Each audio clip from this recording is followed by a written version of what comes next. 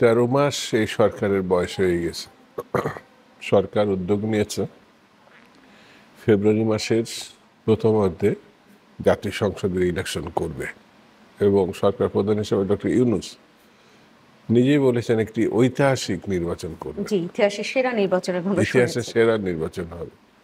এবং তিনি একথা বলেছেন তার সরকার প্রতিশ্রুতিবদ্ধ ফেব্রুয়ারি মাসে ইলেকশনের ব্যাপারে। এই তিনটি খুব বড় দাগের কথা। ডক্টর ইউনূস একটা জগৎ বিখ্যাত ব্যক্তি আমাদের দেশে, দেশে বিদেশে তার শুধু পরিচিতি না, সুপরিচিতি আছে।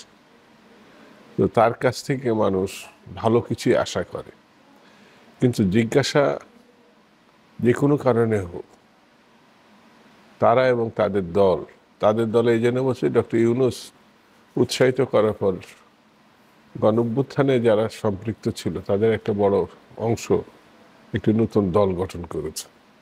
যেটা আপনি বললেন, এই নতুন দলের পক্ষ থেকে বলা হয়েছে তাদের চাহিদা মতো যদি না দেওয়া হয়, মানে প্রতীক মার্কা, তাহলে তারা নির্বাচন হতে দিবে না।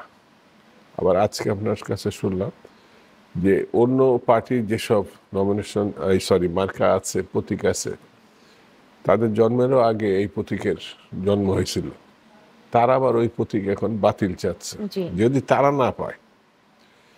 তো মাঝে মাঝে বলেন মামা বাড়ি আবদার বলে একটা কথা আছে, রাজনৈতিক বিচক্ষণতা না থাকলে, অর্থাৎ আমরা ছাত্র রাজনীতি করতাম, কিন্তু ছাত্র রাজনীতির পরে যেসব ধাপগুলো আসে, ছাত্রদের যে ভূমিকা, তারপরে আস্তে আস্তে ম্যাচুরিটি আসে। তো এই দলটির মধ্যে আমার কাছে যেটা মনে হয়েছে, কেউ কেউ বলছেন এই দলের নির্বাচন কি করা হয় দেখে নিব। তারপর আরেকটি দল বলেছে জুলাই সনদের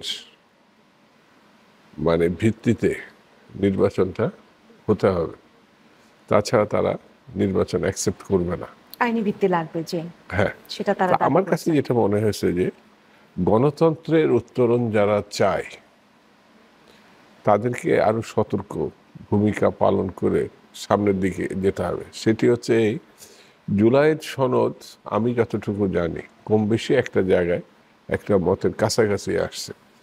সেটি হচ্ছে কিছু মানুষ মনে করছে যে যেদিন নির্বাচন জাতীয় সংসদের, সেদিনই গণভোটের ভিত্তিতে, অর্থাৎ জুলাই সনদের প্যাকেজটা ওর ভিত্তিতে অনুমোদন, অর্থাৎ গণভোটটা করা, অর্থাৎ একই নির্বাচনে দুটো ব্যালট ব্যবহার করা।